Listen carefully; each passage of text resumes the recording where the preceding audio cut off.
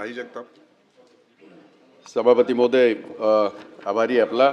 आणि एक अतिशय महत्त्वाचा आणि राज्याच्या दृष्टीने, नवी मुंबईच्या दृष्टीने आणि एक चळवळीतनं उभं राहिलेलं एक मोठं नेतृत्व आज तिथे आंदोलनसुद्धा चालू आहे. सरकारने त्याला परमिशन दिली नाही, परवानगी नाकारली तरी दिवांचं नाव देण्याचं आज आंदोलन लोकांना घरातनं उचलायला सुरुवात केली काल रात्रीपासून. म्हणजे ज्यांनी आयुष्य वेचलं त्या मातीसाठी, त्या ह्याच्यासाठी, त्यांची अवस्था आज अशी आहे. दादा, राजकारणासाठी त्यांचं नाव हवं होतं आणि आता मात्र राजकारण झालं, आता त्यांचं नाव नको, अशा पद्धतीचं. म्हणजे आम्ही समजू शकतो काही सरकारला काही अपरिहार्यता असते, अशी कसली अपरिहार्यता आली. आणि म्हणून नवी मुंबईचं एअरपोर्ट आम्ही फार दिमाखामध्ये त्याचं उद्घाटन केलं. आणि आता ह्या 4-5 महिन्यापूर्वी जवळजवळ 19,000 कोटी खर्च करून नवी मुंबईचं वाजत गाजत स्पेशल विमान आलं देशाच्या पंतप्रधानांचं, आणि हात हलवत अगदी ते त्या नवी मुंबईच्या एअरपोर्टमधून बाहेर आले. आज काय परिस्थिती आहे त्याची? 3-4 महिने झाले, पहिल्या पावसातच त्याची पोल खोलली. प्रचंड पाऊस, प्रचंड तिकडे सगळीकडे लिकेज त्या ह्याच्यामध्ये एअरपोर्टमध्ये चालू आहे. तुम्ही सुद्धा कदाचित कधीतरी त्या एअरपोर्टवरनं, कारण आपल्या आता डोमेस्टिक काही फ्लाईट तिकडे उतरायला लागल्या आहेत, तिथल्या व्यवस्थेचं तर मी नंतर बोलेन. परंतु आज 19,000 कोटी खर्च होऊन आंतरराष्ट्रीय विमानतळ आहे. लक्षात घ्या सभापती महोदय, हे काही साधं सुद्धा नाही आहे. आपल्याला माहीत असेल आणि आपल्याला सगळ्यांना ज्ञात असेल, आपल्या सहार एअरपोर्ट किती वर्ष झाली आहे का साधं तरी? जगभरामधल्या one of the best airport आपल्या देशाचं नाव घेतलं जातं. नवी मुंबईचं एअरपोर्ट आंतरराष्ट्रीय, त्याच्या पुढचं असलं पाहिजे. 2 पावलं पुढची 2 पावलं तर सोडूनच द्या. तिथे आज परिस्थिती अशी आहे की बदा बदा बदा सगळं पाऊस पडतंय, पाणी पडतंय. त्याचं 19,000 कोटी खर्च करून ही परिस्थिती आहे. आणि ह्या विमानतळाला अदानी भाऊ सगळीकडे असं आपल्या सगळ्यांना भोगणार आहे. लक्षात ठेवा, आपण हे जागा जरी बदलल्या ना तरी भोगायला सगळ्यांनाच लागणार आहे. महाराष्ट्राला भोगायला लागणार आहे, छत्रपतींच्या शाहू फुले आंबेडकरांच्या या भूमीला भोगायला लागणार आहे. एवढं मात्र लक्षात ठेवा. आमची तयारी आहे, कसलीही आमची तयारी आहे. परंतु ह्या अशा पद्धतीने जर 218, मी तो प्रयत्न करतो आपल्याला सांगण्याचा की ह्या असल्या विषयांवर चर्चा नको का व्हायला.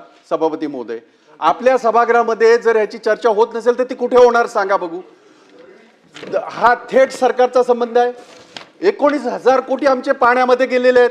आज जी परिस्थिती, कुठच्या तोंडाने कुठच्या नाकाने तुम्ही जगामध्ये वावरतायत गेले. काल आम्ही बघितलं, देशाचे पंतप्रधान 3 देशांच्या दौऱ्यावर गेले. तुम्ही ज्या देशांच्या ह्याच्यावर जाता, आपल्या देशामध्ये या आंतरराष्ट्रीय विमानतळावर उतरणारा माणूस काय बोलणार आहे, कशा पद्धतीने तो भारताचा हे करणार आहे?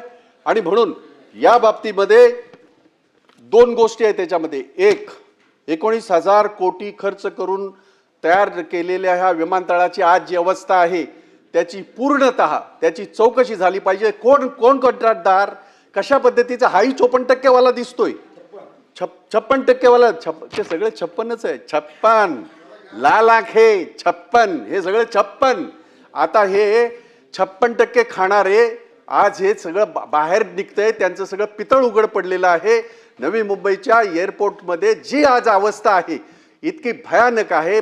पावसाळा आहे आणि आपल्या राज्यातल्या डोमेस्टिक एअरपोर्ट तिथे काही विमानं उतरतात, येण्या जाण्याची तर सोयीचं विचारूच नका. पण तरी सुद्धा माझं 2च मिनिटं घेतो सभापती महोदय. निदान असल्या विषयामध्ये तरी संवेदना सगळ्यांनी दाखवायला हव्यात असे माझं स्वतःचं मत आहे. सगळ्यांचंच असं आहे. इथे बसलेल्या अनेकांच्या मनातलं बोलतोय मी, फक्त त्यांना बोलता येत नाही, एवढाच फरक आहे. परंतु 2 गोष्टी ह्याच्यामध्ये. एक तर 19,000 कोटी खर्च करून ज्या पद्धतीची आज अवस्था आहे त्याची काय चौकशी वगैरे होणार आहे की नाही? त्या बाबतीमध्ये आम्हाला काही उत्तर मिळणार आहेत की नाही? कुणाच्या घशामध्ये ते 56% गेले आणि देशाचे सगळे पैसे हे खर्च करून कुणाचा उदो आम्ही करणार आहे? आणि सगळ्यात महत्त्वाचं, आज त्या एअरपोर्टचं नाव देण्यासाठी, दिवांचं नाव देण्यासाठी त्या तिथल्या सगळ्या नुसतं रायगड नव्हे, अख्खा महाराष्ट्र भावनिक आहे हा विषय आमचा, तुमचा नाही आमचा. काल रात्री नोटिसी दिल्या गेल्या, त्यांनी परमिशन मागितली तिथे आंदोलन करण्याची आणि अनेक वेळा आंदोलनं झालेत ना या बाबतीमध्ये नामांतरासाठी. त्या सगळ्या नेत्यांना घरातनं उचललं काल रात्री 1 वाजता 2 वाजता, आणि आज तिथे अशी परिस्थिती. आणि खासदार आहेत, त्याचं नेतृत्व खासदार करतात आहेत, बाळामामा त्याचं नेतृत्व करतात आहेत, तिथे खासदार नेतृत्व करतात, म्हणजे असंही नाही. आणि म्हणून ज्या वेळेला निवडणुका होत्या, ज्या वेळेला तुम्हाला दिबांचं नाव वापरायचं होतं, त्या वेळेला तुम्ही त्यांचं नाव वापरून घेतलं. निवडणुका तुमच्या निघाल्या, आता दिबा तुम्हाला नकोत. आणि म्हणून या बाबतीमध्ये सरकारचा थेट संबंध या सगळ्या गोष्टींशी आहे. आणि म्हणून आजचं पूर्ण कामकाज हे बाजूला ठेवून या बाबतीमध्ये चर्चा ह्या सदनामध्ये घडून आणली पाहिजे, आणि ती घडून आणाल अशी अपेक्षा आहे तुमच्याकडनं आमची. कारण हा प्रश्न फक्त कुठल्याही विशिष्ट याच्याशी संबंधित नाही, पक्षाशी संबंधित नाही, बाकी कसल्याशी संबंधित नाही. ह्या महाराष्ट्रातल्या ज्यांनी चळवळीमध्ये हे करून चळवळी उभी करून लोकांचे प्रश्न सोडवल्या अशा व्यक्तीच्या नामांतराच्या बाबतीमध्ये आहे. म्हणून याची या सदनामध्ये चर्चा व्हावी, आणि त्यासाठी सगळं कामकाज बाजूला ठेवून आपण ही चर्चा घडून आणावी अशी ही विनंती आपल्याला मी करत आहे. अंबादास दानवे. सभापती महोदय,